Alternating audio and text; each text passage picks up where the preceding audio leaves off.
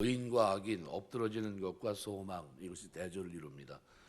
신령한 지혜를 따라 사는 성도는 죽음과 패배로부터 자유합니다. 억압하지 못합니다. 자기들 멋대로 끌어가지 못합니다. 왜냐하면 예수님께서 부활하셨기 때문에 사망의 권세를 깨버리셨기 때문에 이제는 예수 안에서 자유롭습니다. 이게 엎드러진다, 이렇게 32절 보면 악인은 그 환난에 엎드러져도, 원어적 의미는 쫓겨난다, 추방된다는 뜻입니다. 환난은 뒤이어 나오는 죽음이라는 것과 비교할 때 아주 극히 작은 고난과 환난을 의미합니다. 그러니까 악인은 조그만 거, 아주 조그만 환난에서도 그 악행으로 인해서 엎드러지고 망하게 된다는 겁니다. 그렇지만 의인은 죽음과 같은 인생 최대 위기 앞에서도 오히려 소망을 가지게 된다라는 겁니다. 우리가 의인인 줄 믿습니다. 의의 백성입니다. 그래서 중요한 영적 교훈이 하나 오늘 본문에 기록이 되어 있습니다. 인생의 흥망성쇠는 어떤 세상적인 조건이나 환경에 의해서 결정되는 것이 아닙니다. 우리 흔히들 그렇게 얘기합니다. 큰 어려움이 닥칠 때 인생이 심하게 흔들리고 또 강도가 심할 경우 돌이킬 수 없는 파국으로 치달을 수도 있다고 생각을 하는데, 그런데 어떠한 환난이 오느냐 하는 문제가 인생의 결국을 결정하는 중요한 요소라고 생각합니다. 그런데 성경은 그렇게 얘기하지 않습니다. 인생의 흥망성쇠는 이러한 세상적인 조건이나 환경에 따라서 변하는 것이 아니라고 단언합니다. 그러니까 인생 최대 환난인 죽음이 나를 향해 몰려온다 할지라도 좌절하지 않고 낭망하지 않고 소망을 두고 기뻐할 수 있는데, 그것은 바로 우리가 어떠한 삶을 살았느냐 여기에 의해서 좌우된다는 겁니다. 그래서 시편 기자는 시편 46편 2절 3절에서 의인의 삶에 대해서 이렇게 표현합니다. 그러므로 땅이 변하든지 산이 흔들려 바다 가운데 빠지든지 바닷물이 흉흉하고 뛰놀든지 그것이 넘침으로 산이 요동할지라도 우리는 두려워 아니하리로다. 변함이 없어요. 왜? 흔들림이 없고, 왜냐하면 주의 손에 붙들려 있기 때문입니다. 이 잠언 기자는 28장 1절에서 이 말은 악인은 쫓아오는 자가 없어도 도망하나 의인은 사자같이 담대하니라. 그러니까 의롭게 살아간 의인과 악을 따라 살아간 악인의 궁극적인 운명을 말씀하고 있는 겁니다. 그러니까 힘들고 벅찬 고난, 역경 속에서도 수없이 넘어져도 하나님 말씀을 따라 살아가는 의인은 일어날 수밖에 없고 죽어도 다시 살아나는 운명을 지닌 이와 같은 축복된 존재인데 반해서 악인은 아무리 평안하고 번영하고 안정된 삶을 산다 할지라도 사소한 일격에 그만 쓰러지고 만다는 거예요. 아주 허탄한 존재라는 겁니다. 이거 비교가 안 되는 거예요. 이 땅에서 잠깐 짧은 행복을 누릴지 모르지만, 편안한 삶을 누릴지 모르지만 환난이 오면 그걸로 그냥 끝이라는 거예요. 악인은 한 방에 끝나지만 의인은 7번 넘어져 8번 일어납니다. 그리고 그걸로 끝나는 정도가 아닙니다. 그리고 난 후에도 하나님이 어떻게 해요? 영원히 살게 하십니다. 그러니까 의인은 담대한 거예요. 그러니까 지금 큰 역경과 고난의 길을 걸어가고 있다 할지라도 오늘 의의 길, 그리스도의 의를 전가받고 의의 길을 걷는 성화의 삶을 사는 오늘 우리에게는 결코 패배가 없습니다. 죽지 않을 운명을 타고난 축복의 사람들이에요. 이제 후천적인 축복을 받은 겁니다. 비록 악이 성하고 결코 무너지지 않을 것 같아도 작은 바람, 그죠? 조금만 환난, 그 환난에 위로 감당하지 못하고 무너지고 허탄하게 인생을 헛되다 하면서 자초하고 말지만, 그러나 항상 신령한 지혜, 기온을 따라 걷고 지혜 말씀을 따라 사는 의로운 백성들은 결과가 분명하다는 거예요. 오늘 우리가 살아가는 동안 이런 의인의 길이 여러분의 생애 속에 충만하게 넘치게 되시길 주의 이름으로 축원합니다. 이사야 3장 10절 보면 너희는 의인에게 복이 있으라 말하라. 그들은 그 행위의 열매를 먹을 것이며 그랬어요. 그러니까 의인들이 살아가는 동안 어떻게 살아갑니까? 목자의 음성을 따라 살아갑니다. 의의 길을 걸어갑니다. 말씀 중심의 삶을 살아갑니다. 그러니까 그 결국은 뭡니까? 영생이에요. 굉장히 큰 축복을 우리에게 약속합니다.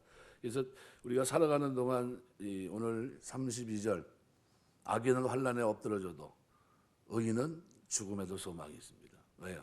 죽지 않습니다. 영원한 생명의 세계 속에서 누리게 돼 있어요. 그러니까 이것이 그리스도인이 누릴 수 있는 엄청난 복입니다. 이 복이 여러분의 심령 속에 늘 있어서 사자같이 담대한 생에 살아가실 주의 이름으로 축원합니다. 예수 믿는 사람들은 사자같이 담대해야 돼요. 동물의 왕국 한번 가만히 보세요. 사자가 얼마나 담대합니까? 사자하고 싸우는 동물이 별로 없어요. 별로 없습니다. 악어가 좀 이렇게 좀 덤비고 그런데도 만약 육지로 나오면 악어도 꼼짝 못합니다. 뭐 다 그래요. 33절 보시면은 지혜는 명철한 자의 마음에 있거니와 미련한 자의 속에 있는 것은 나타나느니라. 이 명철한 자의 마음에 머문다 이렇게 되어 있습니다. 머문다는 말은 휴식을 취한다 또는 고통과 재난에서 벗어나 휴식을 취한다는 그런 의미입니다.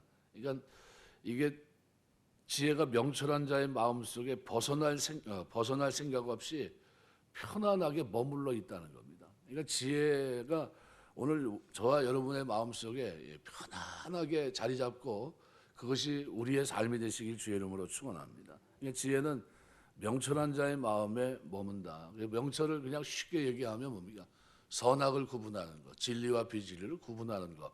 그러니까 누구에게 의롭게 살려고 하는 사람들에게 지혜가 있는 겁니다. 그래서 지혜는 명철한 자의 마음에 머물거니와 그래서 아주 하나님 백성들의 모습을 잘 보여주고 있습니다. 지혜로운 사람은 겸손해서 자기 지혜를 따라 장소를 가리지 않고 말하거나 과시하지 않고 효과적으로 아주 이 지혜를 사용할 상황이 아니라고 한다면 조용히 감춰둡니다. 그래서 명철한 자는 자기의 지혜를 감추는 겸손한 면모를 보이지만 미련한 사람은 어리석을 뿐만 아니라 교만해서 자기의 어리석음까지 사람들 앞에서 자랑스럽게 드러낸다 이런 뜻입니다. 그러니까 미련한 자는 속에 있는 것을 나타냅니다. 이 나타낸다는 이 말은 체험을 통해 알 때 그 본질까지 속속들이 알고 있는 야다으라는 동사와 관계가 되어 있습니다. 아주 그래서 이거는 알려진다. 그러니까 미련한 자가 깊이 감춰둬야 될 것 그런 것까지 완전히 노출시켜서 타인으로 하여금 속속들이 알게 한다는 겁니다. 그래서 미련한 자는 교만해서 자기의 어리석음도 사람들 앞에 내놓고 자랑한다는 겁니다. 결국 그는 자신을 사람들의 비난거리, 조롱거리로 전락시킵니다. 누가 시킨 것도 아닌데 자기가 그렇게 하는 거예요. 그래서 조롱을 당하면서도 자신의 그릇됨을 깨닫지 못하고 여전히 교만한 행동을 일삼니다. 이거 미련하다는 겁니다. 그래서 상반절은 지혜가 명철한 자의 마음 가운데 안온하게 머무는 상황을 묘사하고 있다면 하반절은 미련한 자의 속에 있는 것이 타인에 의해서 속속들이 밝혀지는 상황을 대조적으로 묘사합니다. 그러니까 지혜를 마음속에 보관하는 겸손하고 명철한 삶을 살도록 유도하고 있는 겁니다. 오늘 우리가 살아가면서 여러분에게 있는 그 지혜가 여러분 마음속에 편안하게 자리 잡고 이것이 여러분에게 즐거움이 되시길 주의 이름으로 축원합니다. 드러내질 않는데 꼭 필요할 때 아니면 얘기를 안 한다는 거예요. 그럼 미련한 자는 자기의 그릇됨을 어떻게 해요? 자랑하는 거예요. 그러니까 계속 나타납니다. 그냥 가만히 있어도 미련함이 보입니다. 저렇게 하면 안 되는데 하는데도 그 미련한 행동을 하면서도 자랑한다는 거예요. 이건 아주 불편한 거죠. 34절 보시면 공의는 나라를 어렵게 하고 그래서 공의는 나라를 영화롭게 하고 죄는 백성을 욕되게 한다. 이 공의라고 되어 있지만 이 체데카라는 것은 의를 얘기합니다. 의는 나라를 영화롭게 한다. 이 동사문장입니다. 동사문장은 뭐 말 자꾸 반복되지만 이 미완령 동사로 쓰인 이 영화롭게 한다. 여기 오늘 본문에는 이렇게 표현하고 있는데 이 미완령 동사로 의로움이 나라를 영화롭게 한다는 겁니다. 우리가 가지고 있는 신앙생활하면서 여러분이 선하게 사는 그 의로움, 이 말씀 따라 살아가는 그 의로움, 이거 도덕적인 의로움 플러스 종교적인 의로움을 말합니다.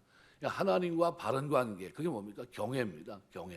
경외하면서 경건하게 살아가는 그것, 이게 체데카입니다. 그러니까 하나님의 뜻에 부합한 삶을 살아가는 것을 가리킵니다. 그러니까 한 나라를 영화롭게 하는 것은 어떤 군사력이나 어떤 문화 이런 게 아니라 누굽니까? 하나님 백성들의 의, 체데카에 있다는 겁니다. 그들에 의해서 종교적인 의무의 실천, 의롭게 사는 그들에 의해서 나라가 어떻게 된다는 겁니까? 나라를 영화롭게 한다는 거예요. 그러니까 이 시대가 막 어두우면 누가 회개해야 되냐면 우리가 죄책감을 가지고 회개하는 겁니다.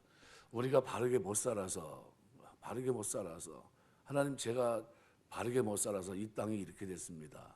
이 땅이 영화롭지 못합니다. 그래서 우리가 어려울 때 코로나인데 왜 우리가 회개를 합니까? 막 회개하고 난리 났어요. 왜 회개합니까? 우리가 잘못 살아서 이렇게 된 겁니다 하면서 자책하고 하나님 앞에 종교적인 의를 다하지 못했고 또 사람들 앞에 도덕적인 의를 행하지 못한 자신을 하나님 앞에서 회개하고 있거든요. 그게 예수 믿는 겁니다. 그게 하나님 백성들의 모습이에요. 그래서 의인은 나라를 영화롭게 하지만 죄는 백성을 욕되게 합니다. 그래서 하반절은 명사문장입니다. 그래서 백성들의 욕됨은 죄다. 죄는 백성들의 욕됨이다. 뭐 이런 뜻입니다. 그러니까 백성들의 욕됨이 먼저 나와서 죄의 나쁜 영향력이 백성들에게 어떻게 해요? 그들의 삶의 전반에 미친다는 거예요. 그러니까 한 개인의 의와 죄가 단순히 그 자신에게 영향을 미치는 것으로 끝나는 게 아니라, 그죠? 그것이 나라에 영화롭게 하기도 하고 그것이 나라를 어떻게 욕되게도 한다는 겁니다. 그러면 누구가 잘해야 되냐면 빛과 소금으로 맛을 내고 맛을 잃지 말아야 될 하나님 백성들이 이 땅에서 어떻게 살아야 되느냐 하는 문제가 사실은 더 중요한 문제라는 겁니다. 어떤 왜 시스템이 이렇게 됐느냐 그걸 논하기 전에 우리가 하나님 앞에서 종교적으로 또 도덕적으로 하나님 앞에 바르게 사는 거, 누가 보든지 안 보든지 우리는 뭡니까? 맛을 잃어버리지 말아야 될 소금이라는 사실을 잊지 마셔야 됩니다. 그래서 그렇게 사는 겁니다. 저와 여러분의 그런 은혜가 있게 되시길 주의 이름으로 축원합니다. 그래서 소돔 고모라 성이 멸망하는데 하나님이 야 여기 시스템이 왜 이 모양이냐, 이거 잘못됐다. 야 여기 지금 뭐 지도한 사람 몇 명이야? 10명이야 몇 명이야? 그러면 한 숫자를 확 늘려 이렇게 뭐 얘기한다면은 이해가 될 것 같아요. 근데 뭐라고 얘기합니까? 이 도성에 의인 10명을 찾아요. 만일 이 도성에 의인 10명이 있으면 어떻게 하시겠습니까? 이런 질문을 던지거든요. 그럼 내가 용서해 주겠다 얘기합니다. 그러니까 결국 이 도성에서 지금 하나님이 동탄 이지구에서 누굴 찾는다, 만일 이 죄악으로 넘어가는, 그러니까 심판받을 수밖에 없는 그런 영향 속에 있다고 했을 때 그때 누굴 찾습니까? 의인들을 찾는 거예요. 그 의인은 누굽니까? 하나님 앞에 의롭고 하나님 앞에 경건하고 거룩하며 사람들 앞에 의를 행하는 이 체데카예요. 이 종교적인 의와 도덕적인 의를 행하는 그들 10명을 찾는 겁니다. 오늘 우리 동탄제일교회가 그 역할을 하는 여러분 되시길 주의 이름으로 축원합니다. 늘 깨어있고 섬기면서 그렇게 사는 거예요. 왜? 하나님 우리를 보실 때 기뻐합니다. 그들로 인해서 어떻게 성읍은 의인의 간구로 진흥하는 겁니다. 여러분이 기도로 이 땅에 사는 거예요. 그러니까 여러분 내가 기도함으로 이 땅이 하나님을 영화롭게 하고 이 땅을 영화롭게 하는 거다 이렇게 생각하세요. 내가 바르게 사는 이게 이 땅을 영화롭게 하는 거다. 내 죄된 삶이 이 땅을 무너뜨리는 거다 이렇게 생각하셔야 돼요. 그럼 내 삶은 그냥 대충 살면 되겠습니까? 우리가 뭐예요? 자로 잰 것 같은 기준점이라는 기준점. 기준점이 무너지면요, 그럼 다 무너지는 겁니다. 다 무너지는 거예요. 왜? 질서가 없으니까. 중국에 가면 놀라는 게 있습니다. 한 가지. 신호등이 없어. 신호등 분명히 있는데 그냥 아무데나 막 넘어가요. 근데 사람만 그런지 같더니 차도 똑같아. 차도 아무데나 확 돌려요. 그랬더니 어떤 목사님이 그러더라고요. 세상에 이렇게 천국이 어디냐는 거예요. 그래서 왜 그러냐 했더니 그냥 아무데나 돌리면 돼. 여기는 막 달려오는데도 그냥 막 돌리고 있어요. 아, 좀 이런 나라가 다 있어. 뭐 세상에 이렇게 질서가 없나 막 그래. 뭐 횡단보도로 그냥 건너는 건 일도 아니에요. 그냥 고속도로 뭐 소용 없어요. 그냥 자기 필요한 대로 그냥 막 살아요. 질서가 없어요. 우리가 기준점 된다는 사실을 여러분 잊지 마세요. 의의 길, 거룩한 백성, 소금의 삶을 우리가 살아야 됩니다. 35절 보시면은 슬기롭게 행하는 신하는 왕에게 은총을 입고 욕을 끼치는 신하는 그의 진노를 당한다. 슬기롭게 행한다는 말은 조심스럽게 행동하는 것, 이해력이 풍부하다, 사리를 분별한다 이런 뜻입니다. 사칼이란 히브리 말인데 슬기롭게 행하는 신하는 처세술에 등한 신하를 말하는 것이 아니라 바른 판단력을 가지고 왕이 나라를 잘 다스리도록 잘 보살피는 자를 가리킵니다. 왕의 은총을 받는다는 거예요. 이런 사람은. 그러니까 조심스럽게 행동할 수 있도록 도와주는 거예요. 배려하며 살 수 있도록. 그러니까 은총을 입고 라촌이란 말은 즐거움, 기쁨, 호의 등을 표현합니다. 이것은 왕에게 기쁨을 주는 존재로 왕의 총애를 받게 된다라는 거예요. 이게 누굴까요? 그 구약으로 보면 요셉 같은 사람들, 또 누가 있습니까? 다니엘 같은 사람들, 아주 왕의 총애를 받죠. 아주 슬기롭게 행합니다. 그래서 어떻게 조심스럽게 행동하고 이해력이 풍부하고 사리를 분별하면서 움직이는 그 모습이 결국 왕에게 아주 뭐 진짜 총애를 받을 수밖에 없는 그런 모습을 보여주고 있습니다. 그래서 슬기롭게 행하는 신하는 왕에게 은총을 입고 욕을 끼치는 신하는 진노를 당한다. 이 푸시라는 말은 부끄러워하다는 뜻입니다. 실망하다, 낙담하다. 이게 결국 어떤 사람으로 하여금 부끄럽게 하는 자, 망신시키는 자, 부끄러운 일을 행하는 자라는 의미입니다. 그러니까 왕의 소망과 기대와는 달리 어그러지게 행동하고 오히려 혼란과 괴로움을 주고 왕을 수치스럽게 만드는 사람을 본문에서는 부끄러움, 욕을 끼치는 신하, 푸시라는 단어를 통해서 표현했습니다. 절대 군주 시대 이런 신하는 왕의 노여움을 사서 처형될 수밖에 없습니다. 그래서 이 본문의 35절에 슬기롭게 행하는 신하는 왕에게 은총을 입고 욕을 끼치는 신하는 그의 진노를 당한다 그랬습니다. 말씀 맺겠습니다. 우리가 다른 건 잊어먹어도 의인이라는 사실을 잊지 마세요. 악인은 조그만 환난에도 그냥 자빠집니다. 끝납니다. 의인은 죽음에도 소망이 있어요. 왜요? 죽음이 없어요. 그리스도 안에서 영생입니다.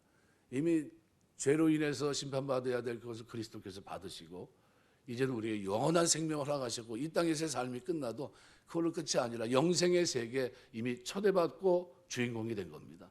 그러니까 죽음에도 소망이 있어요. 이거 죽어가면서도 뭐 어떻게 해요? 찬송하는 겁니다. 죽어가면서도. 근데 악인은 어때요? 안 죽으려고 몸부림치지만 그냥 죽고 죽음에도 전혀 소망이 없어요. 조그만 환난에도 그냥 무너지고 만다는 거예요. 우리는 어떤 존재입니까? 7번 넘어져도 8번 일어날 존재입니다. 여러분 이 사실을 잊지 마세요. 여러분 마음판에 새기고 사는 동안 내가 또 하나 기억할 것은 뭡니까? 내가 어떻게 사느냐 하는 것이 중요하다는 거예요. 이 땅이 의를 행하며 체데카 의를 행하며 사는 그들에게 그 나라가 영화롭게 되고 내가 죄 가운데 살면 이 나라가 어떤 모습이 됩니까? 백성들에게 욕이 된다. 그러면 우리 누가 잘 살아야 됩니까? 그리스도인들이 잘 살아야 됩니다. 우리가 어떻게 사느냐가 중요합니다. 다른 사람은 질서를 안 지키고 다른 사람은 법을 어겨도 예수 믿는 사람은 질서를 지키고 법을 어기지 말아야 된다는 거예요. 이것이 하나님 보실 때 의로움입니다. 그래서 이런 모습을 가지고 살아갈 때 하나님께서 오늘 우리를 통해서 많은 열매를 거두게 되실 줄 믿습니다. 그래서 살아가는 동안 이 두 가지 기도 제목이 여러분 마음속에 잘 새겨져서 우리의 삶을 통해 하나님께 영광 돌리는 거룩한 삶이 되고 하나님이 여러분을 기억하시고 구별해서 축복하시는 은혜가 있게 되시길 주의 이름으로 축원합니다. 기도하겠습니다.